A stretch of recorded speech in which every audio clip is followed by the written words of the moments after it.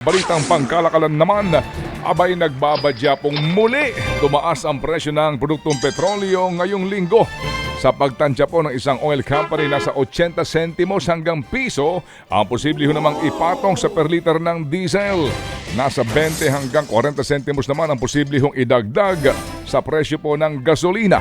Sabi po ng Energy Department, geopolitical tensions pa rin ang tumutulak sa mga presyuhan ng gasolina. Partikular po daw ang gera pa rin sa Gaza. Kumpiyansa naman ng Agriculture Department na makatutulong sa pagpapalakas ng produksyon ng palay. Ang desisyon ng National Food Authority o NFA na taasan ang buying price nito. Ayon kay DA spokesperson Arnel de Mesa, maengganyong mga magsasaka na magtanim dahil mas malaki na ang pupwedeng kitain. Naniniwala rin si de Mesa na gaganda ang tsansa ng NFA na madagdagan ng buffer nito sa huling 3 linggo ng ani.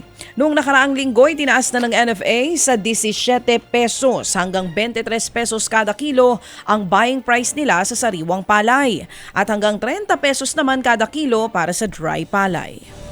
Bumaksak po naman ang produksyon ng itlog sa San Jose, Batangas nang dahil pa rin po sa tag-init.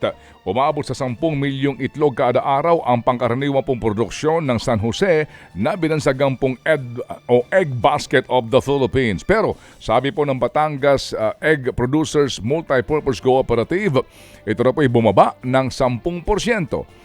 Stress daw kasi ang mga manok dahil po sa sobrang init ng panahon. Dahil dito, hindi raw nangingitlog kaagad ang mga manok. Tiniyak ho naman ng grupo na nanatiling stable ang supply ng itlog sa ngayon. Bukas naman ang Pangulong Bongbong Marcos sa pagpapalawak ng serbisyo ng motorcycle taxis sa Pilipinas. Idiniin niya ang kahalagahan nito sa pang-araw-araw na buhay ng mga Pilipino. Malaking tulong daw kasi ang mga ito lalo na sa mga lugar na kadalasang mabigat ang daloy ng trapiko. Kaya naman kailangan daw maglatag ng gobyerno ng estratehiya para mapalakas ang serbisyong ito.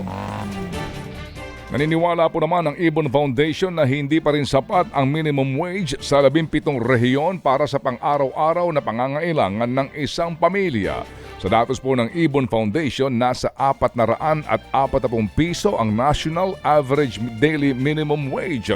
Malayo yan sa higit na 1,200 piso na family living wage o yung pong kailangan ng isang pamilya para sa pagkain at ilang pang pangangailangan araw-araw.